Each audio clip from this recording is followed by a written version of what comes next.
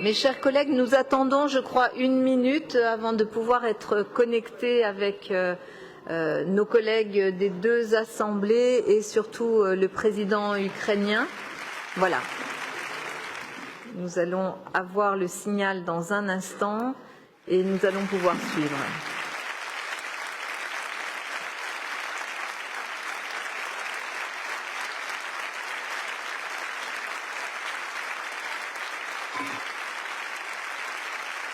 La séance est ouverte.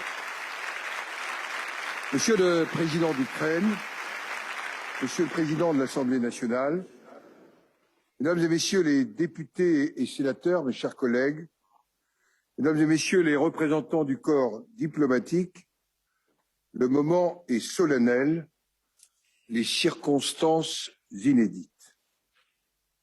Pour la première fois de notre histoire parlementaire, nous accueillons le président d'un pays en guerre, d'un pays à la capitale assiégée, sur lequel les frappes redoublent d'intensité en ce moment même. Car l'inadmissible est en train de se produire, la guerre en Europe, aux portes de l'Union européenne, la guerre en Ukraine. Votre peuple, Monsieur le Président d'Ukraine, force l'admiration. Alors qu'il est la cible d'une agression que rien ne peut justifier, alors qu'il est la victime d'un appétit de conquête territoriale qui fait voler en éclats toutes les règles de la communauté internationale, alors qu'il est la proie de la folie meurtrière des autorités russes, le peuple ukrainien se bat. Les Ukrainiens, civils et militaires, résistent jusqu'à l'héroïsme pour défendre la souveraineté de leur pays et leur liberté aux yeux de l'Europe et du monde.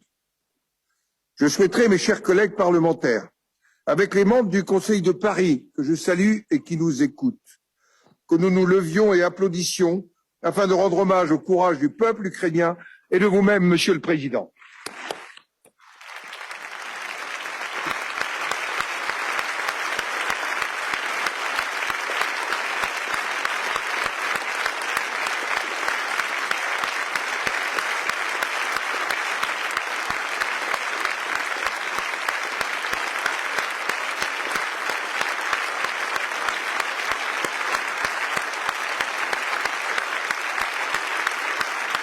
Chers collègues, Mesdames et Messieurs, le temps n'est pas seulement à l'émotion, il est avant tout à l'action. Vous nous direz dans un instant, Monsieur le Président d'Ukraine, ce que vous attendez de notre pays, la France. Permettez-moi de vous remercier d'avoir fait le choix en pleine tourmente de vous adresser au Parlement des grandes démocraties, et singulièrement au Parlement français, pour transmettre le témoignage de l'Ukraine et de vos attentes. Ne doutez pas de notre soutien pour aujourd'hui et pour l'avenir. Votre respect de l'institution parlementaire distingue votre pays de ses adversaires. Il fait sens.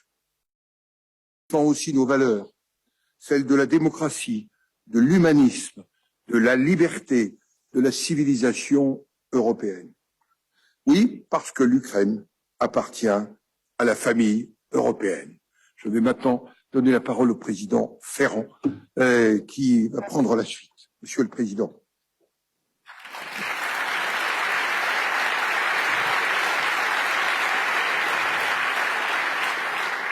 Monsieur le Président de l'Ukraine, Monsieur le Président du Sénat, Mesdames et Messieurs les députés et sénateurs, Mesdames et Messieurs les représentants du corps diplomatique, c'est un honneur pour nous de vous accueillir au sein de l'Assemblée nationale. Nous connaissons votre attachement à la France, où vous avez effectué votre premier déplacement officiel à l'étranger après votre élection comme président de l'Ukraine. Vous aviez ainsi engagé dès 2019 un dialogue fructueux avec la France. Je tiens également à saluer la présence parmi nous de l'ambassadeur d'Ukraine en France, M. Vadim Omelchenko.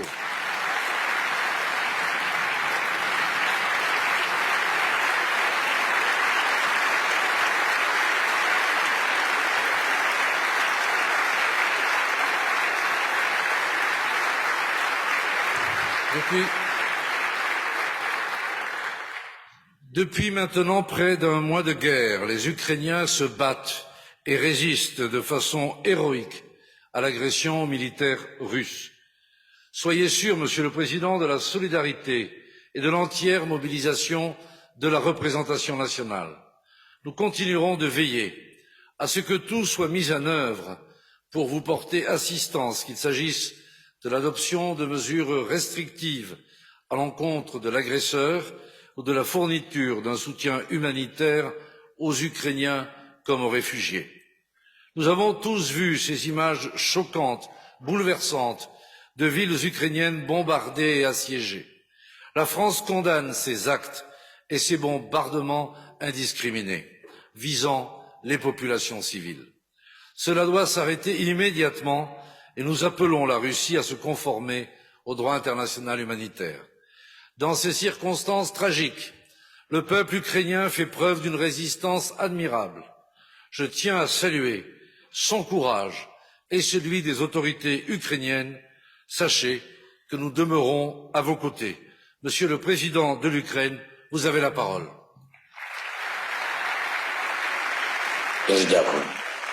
Merci. Merci, c'est un grand honneur pour moi, pour l'Ukraine et pour notre peuple. Mesdames et Messieurs les sénateurs, Mesdames et Messieurs les parlementaires, les élus de Paris, le peuple français, je suis reconnaissant d'avoir l'honneur de m'adresser à vous aujourd'hui. Je suis sûr que vous savez très bien ce qui se passe en Ukraine. Vous savez pourquoi cela se produit et vous savez qui est coupable. Et même ceux qui cachent la tête dans le sable et essaient de trouver de l'argent en Russie. Et je m'adresse à vous, aux gens honnêtes, et rationnels et audacieux. Et je voudrais poser une question. Comment arrêter cette guerre? Comment instaurer la paix en Ukraine? Parce que la plupart des questions et des réponses sont dans vos mains, dans nos mains. Le 9 mars, les bombes aériennes russes ont été lancées sur l'hôpital pour les enfants et une maternité dans notre ville de Mariupol. C'était une ville paisible dans le sud de l'Ukraine, complètement paisible jusqu'à ce que les troupes russes sont venues et l'ont pris dans un siège brutal comme au Moyen Âge. Ils ont commencé à tuer les gens dans cette maternité sur laquelle les Russes ont lancé les bombes. Il y avait des gens, il y avait des femmes qui se préparaient à accoucher et la plupart d'entre eux ont survécu, mais certaines ont été gravement blessées et une femme a dû amputer son pied qui était fracturé. Et une autre femme avait un bassin fracturé et son bébé est mort avant la naissance. La femme, on essayait de sauver la femme. Elle demandait les médecins de laisser mourir, de ne pas l'aider. Elle ne voyait pas de raison pour vivre. Elle est morte. En Ukraine, en Europe, en 2022, quand des centaines de millions de personnes ne peuvent pas penser que le monde pouvait être détruit, et je vous demande d'observer une minute de silence à l'honneur, à la mémoire des milliers d'Ukrainiens et d'Ukrainiennes qui ont été tués à la suite de l'invasion russe du territoire ukrainien.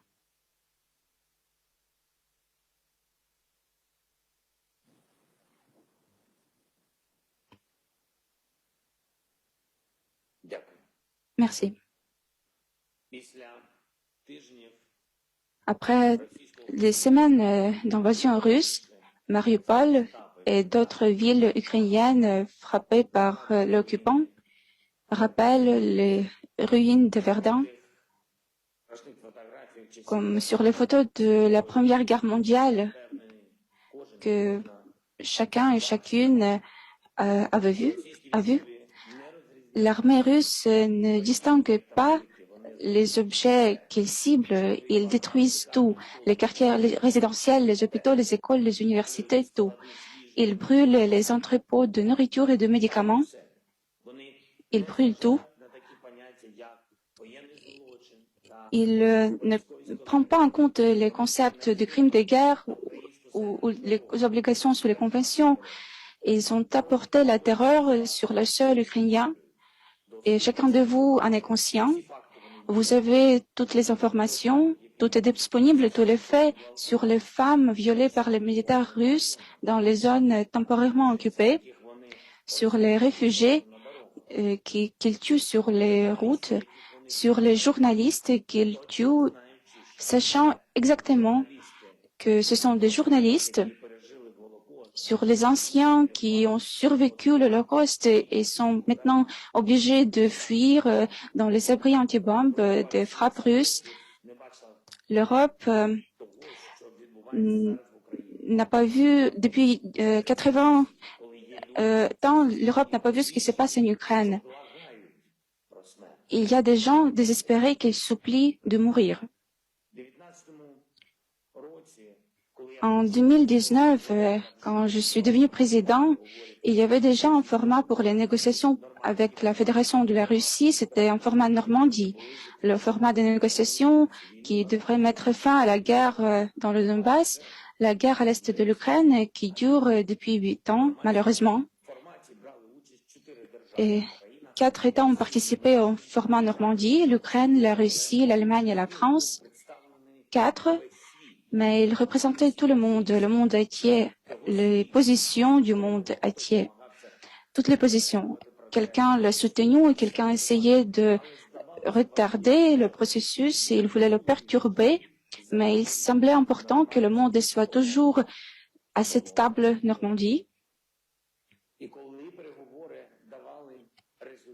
Et quand il y avait des résultats des négociations, quand nous avons réussi à libérer les gens de la captivité, quand nous avons pu négocier certaines décisions en 2019, c'était une bouffée d'air frais, comme une lueur d'espoir, l'espoir que les conversations avec la Russie peuvent aider, que les dirigeants de la Russie peuvent être persuadés par les paroles que Moscou peut choisir la paix. Mais le 24 février est venu, le jour qui a barré tous les efforts.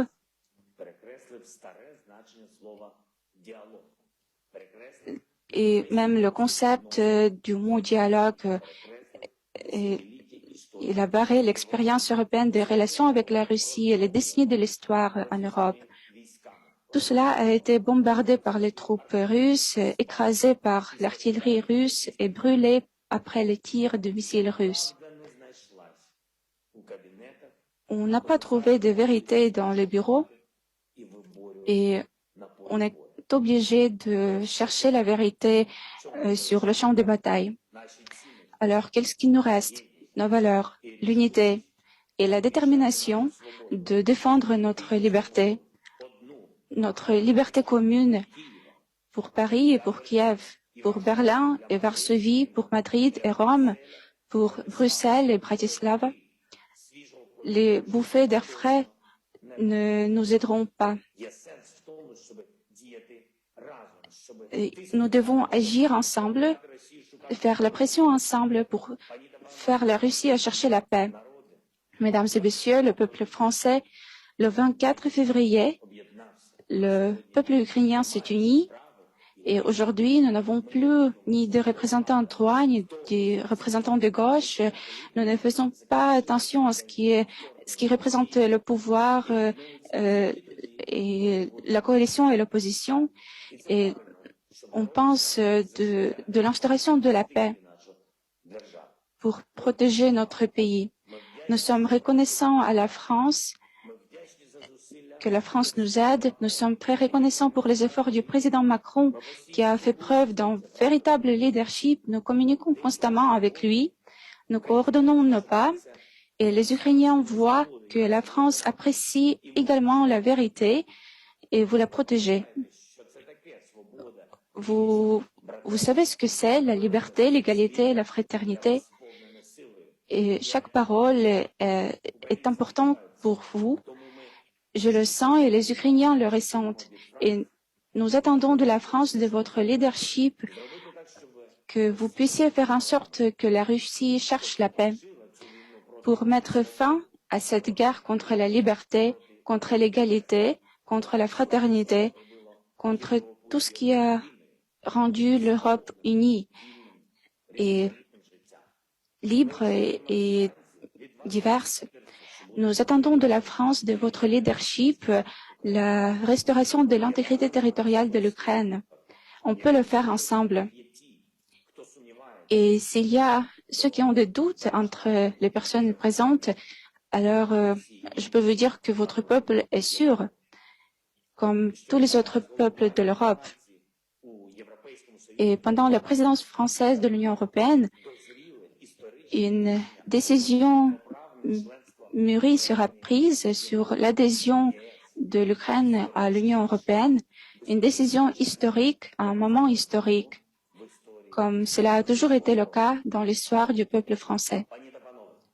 Mesdames et messieurs, le peuple français, demain sera un mois que les Ukrainiens se battent pour leur vie et leur liberté, que notre armée s'oppose de manière héroïque aux forces supérieures de la Russie. Nous avons besoin d'aide, encore plus d'aide, plus de soutien pour que la liberté ne perde pas. Elle doit être bien armée. Les chars, les armes anti-chars, les avions de combat, la défense aérienne, vous pouvez nous aider. Nous en avons besoin, vous pouvez. Pour que la liberté ne perde pas, le monde doit la soutenir avec des sanctions contre l'agresseur. Chaque semaine, un nouveau paquet de sanctions. Les entreprises françaises doivent quitter le marché russe. Renault, Auchan, Leroy Merlin et autres, ils doivent cesser d'être les sponsors de la machine de guerre de la Russie. Ils doivent arrêter de financer le meurtre d'enfants et de femmes, le viol. Tout le monde va se rappeler que les valeurs valent plus que les bénéfices. Et nous devons déjà penser de l'avenir, de la façon dont nous allons vivre après la guerre. Il faut des garanties sûres que la sécurité sera inébranlable et que les guerres ne seront plus possibles dans ce monde. Nous créons ce système de garantie, un nouveau système de sécurité où la France aura un rôle de premier plan pour que personne ne devrait jamais implorer la mort, pour que les gens vivent leur vie et pour qu'on dise adieu, pas sous les bombes, pas en état de guerre, mais quand l'heure vient, avec la dignité, parce que nous devons vivre pour être respectés, pour qu'on te dise au revoir, comme la France a dit au revoir à Belmondo. Merci la France et gloire à l'Ukraine.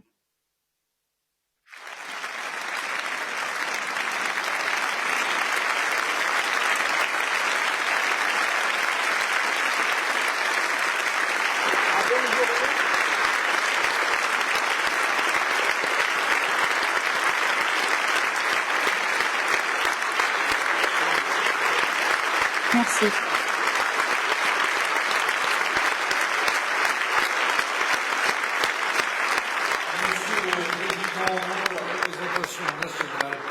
Je vous remercie de vous être adressé aux parlementaires. Monsieur le Président, notre séance est donc levée. Merci beaucoup, mes chers collègues. Merci à vous, les conseillers de Paris et les présidents de groupe, majorité comme opposition, d'avoir accepté que nous partagions ce moment avec les deux assemblées et que nous soyons accueillis dans le propos du président Zelensky.